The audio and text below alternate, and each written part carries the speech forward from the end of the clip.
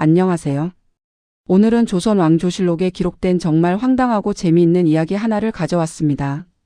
바로 광해군의 술잔 돌리기 게임이라는 사건인데요. 조선시대 왕들의 연애는 단순한 술자리가 아니었습니다. 왕과 신하들 사이의 권력 관계가 드러나는 정치적 무대였거든요.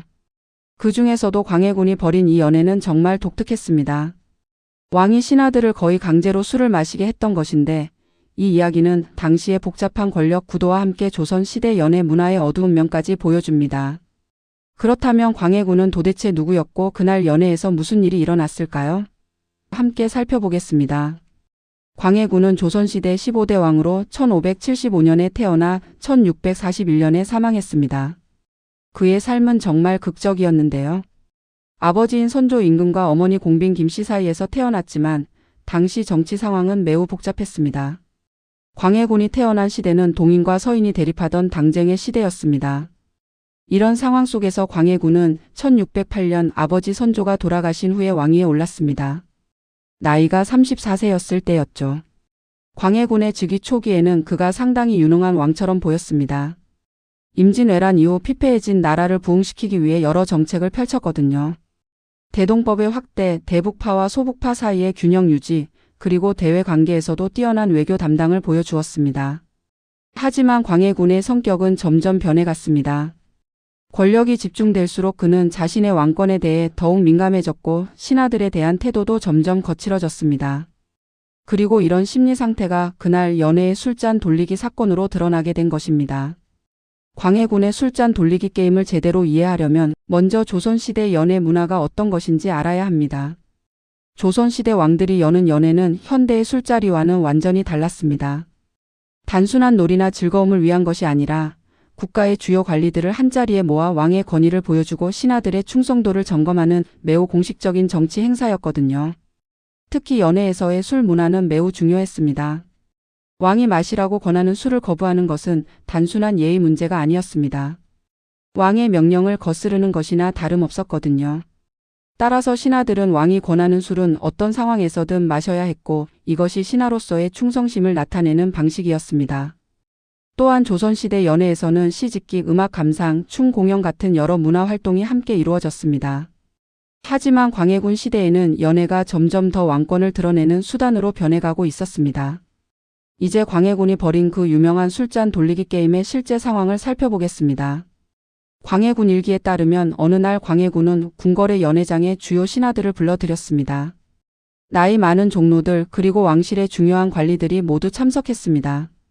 당시 광해군은 왕위에 오른 지 이미 여러 해가 지난 상황이었고 자신의 통치를 의심하는 신하들에 대한 불만이 쌓여있던 때였습니다. 연회가 시작되자 광해군은 직접 술잔을 들고 신하들을 돌아다니며 술을 권했습니다. 당시 조선시대에는 왕이 직접 술을 따르는 것 자체가 특별한 의식이었습니다. 이것은 왕의 특별한 관심을 받는다는 의미였거든요. 하지만 그 자리에 한 신하가 있었습니다. 이미 나이가 많아서 술을 잘 마시지 못했고 건강 문제로 의원에게 술을 금지받은 상태였습니다. 이 신하는 광해군이 술잔을 건네자 조심스럽게 거절했습니다. 폐하 씨는 이미 나이가 많아 술을 잘 소화하지 못하고 있습니다. 그리고 의관의 처방으로 술을 금지받았습니다. 부디 술을 마시지 않게 해주시면 감사하겠습니다. 그것은 아주 겸손하고 정중한 거절이었습니다. 하지만 광해군의 반응은 다였습니다. 광해군은 잠깐 침묵했습니다.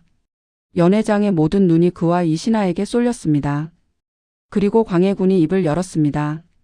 그렇다면 묻는데, 내가 나 왕이 주는 술을 마시지 않겠다는 것이냐?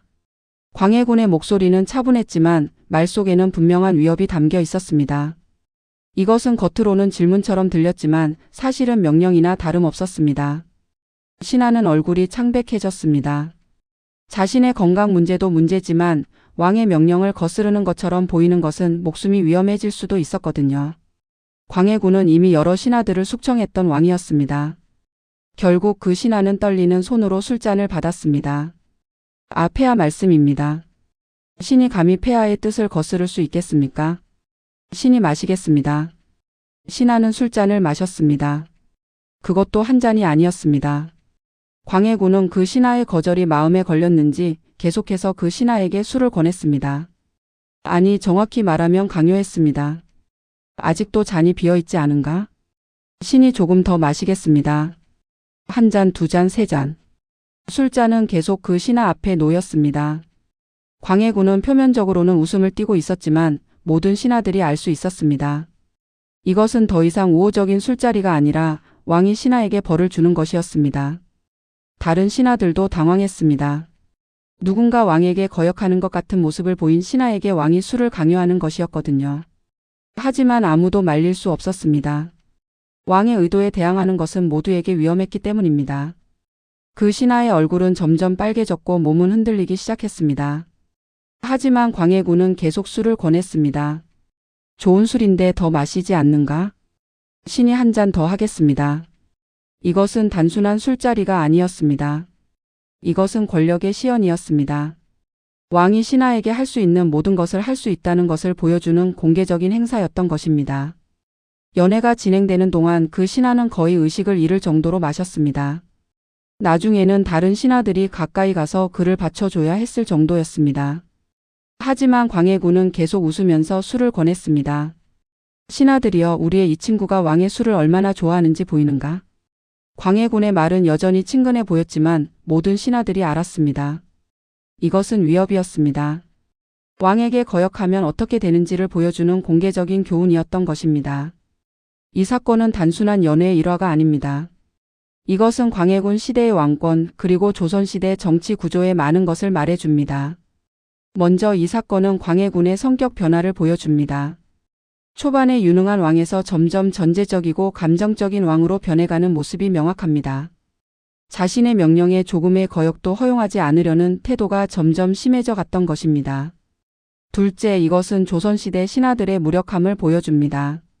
아무리 나이 많은 신하라도 아무리 전직 관료라도 왕의 뜻에 거스를 수 없었습니다. 신하는 왕 앞에서 완전히 무방비한 존재였던 것입니다.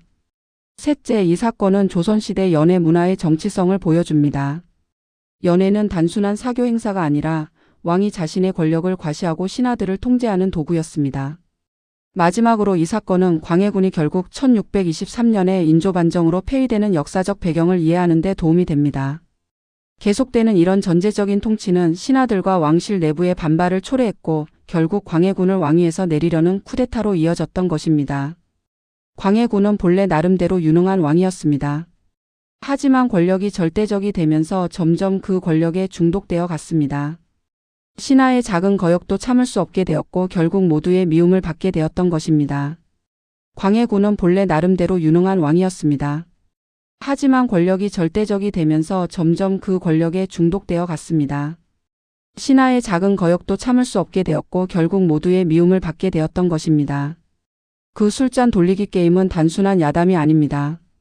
그것은 조선시대 왕권의 절대성과 그로 인한 폐해를 생생하게 보여주는 역사의 단면입니다. 오늘 이 이야기를 통해 500년 전 조선의 궁궐에서 벌어진 권력의 드라마를 느껴보셨기를 바랍니다. 시청해 주셔서 감사합니다.